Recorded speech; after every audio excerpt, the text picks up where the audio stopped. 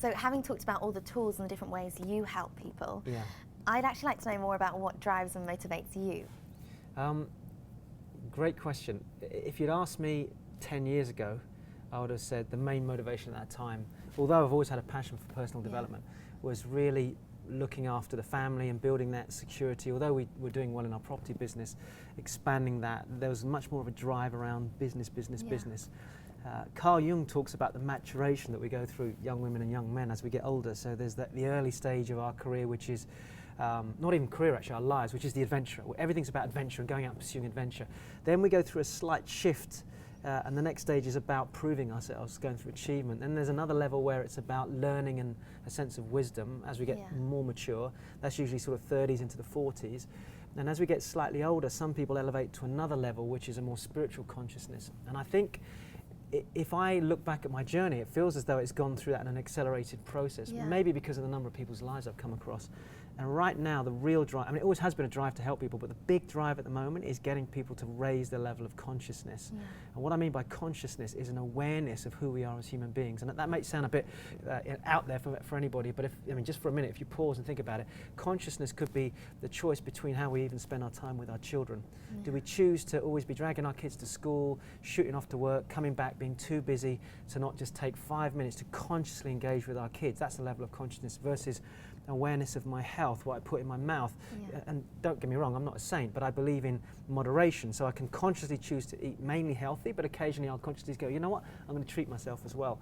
Consciousness is an awareness of other human beings. It's like when you came onto stage that time, as you mentioned at the beginning of the interview, you know, your father had passed away. If you're tuned into your consciousness, as you probably know from the experience, I was able to read your energy very quickly and who you were, and even though you didn't know me beforehand. No, exactly. You were just good. And it's like a reading of that human being, and then that takes you to another level, because in that case it was a human intervention. But in business, it can mean helping somebody do business with you in a better way.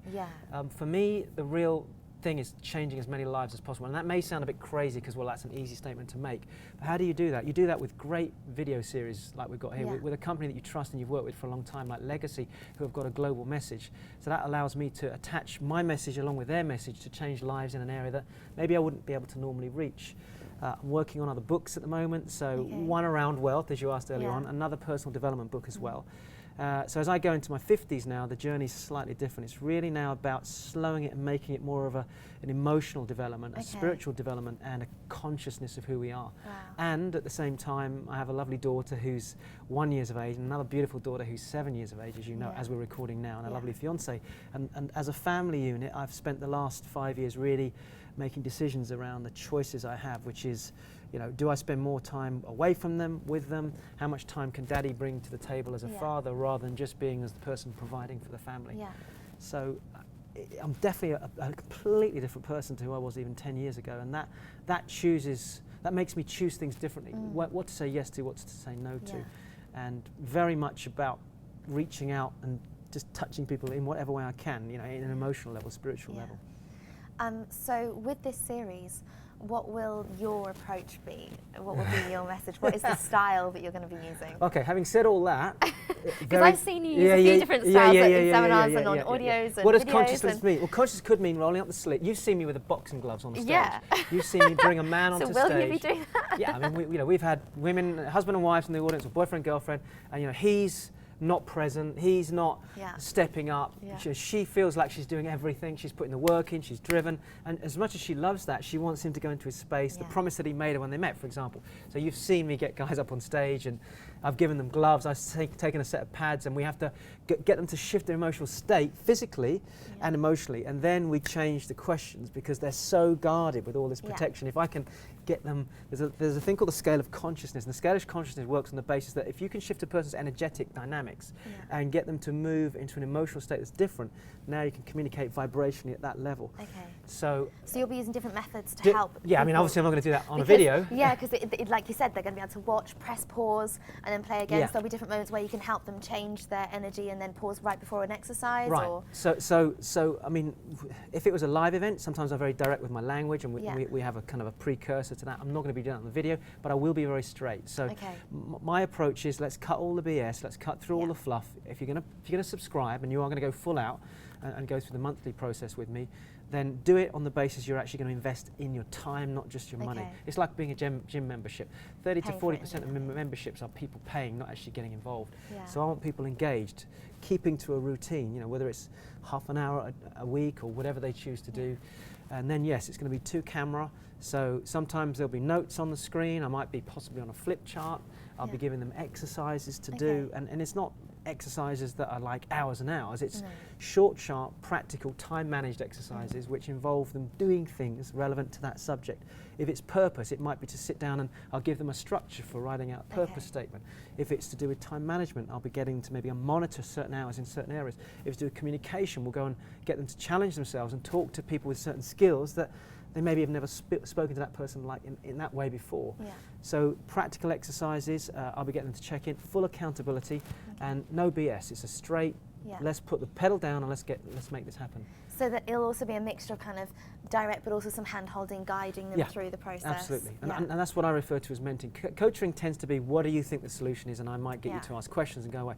I believe mentoring is more guided, and it'll be a combination of the two. Which I believe is truly like what makes it so powerful. Because I remember when I was on the turning point and my father had passed away, I was so lost that if you could have asked me any questions, and I was just like, I don't know, because I got to that stage. And you had 100 plus people in front of you. Yeah, and I think sometimes when you have that hand-holding and you are mentoring and guiding more, it can help people when they don't always know the answers themselves, or they can't remember them. And it gives them something to check in with. And actually, somebody watching this right now might love seminars and want to come into that environment, but somebody else may not do, and they're more, okay, I want to do this from home first, and then maybe later down the line I go and do a seminar type of environment. So it'll be in that form. We obviously got the videos, the live webinars, as I mentioned earlier on, which is another area that we're going to be teaching people on as well, and then interviews, and then further down the line, opportunities maybe to come to workshops and things like that. Great, so there's a chance for people to come and attend something that's in alignment with what you've been teaching. Yeah, but that will unfold as time goes forward. I believe that people need to build a trust first before they jump in at that environment, and that needs to come through working that relationship forward. So thank you very much, Dr. Rowe. Thank you. Just to finish off, what message would you like to leave the viewers with? I think if you're watching this right now and you're brand new, or you're not, and you're actually quite experienced with personal development, there's probably one area of your life that you want to work on. It might be your health, it might be relationships, it could be your finances, your wealth, as you talked about, your purpose. I would say don't beat yourself up. If you're feeling frustrated and you think, and you're uncomfortable with maybe going to a seminar or finding out more about this at this stage, just plug into the free material. It's there for that reason. See what messages resonate with you, and then from that point there, really, just take advantage of the monthly membership and just come join us and allow me to be part of that journey with you. And it'd be an absolute honor at some point to either meet you on a webinar or one of the live workshops that we have, and to connect with you on a personal level so that I can understand what journey you've been through. And it's been a real pleasure to be interviewed. So look forward to seeing you very much, and thank you so much for taking the time to watch this interview. Thank you, Siobhan. Thank you, Dr. Rowe. And just from myself on a personal level, having gone to your webinars you've done and seminars and different audios and books, it's so powerful working on your foundations and your core values and your purpose. So I'm really excited about this series that's coming out, because you're going to take us through each area and give us actions, which is, I always find so powerful with what you do. You give us things to implement.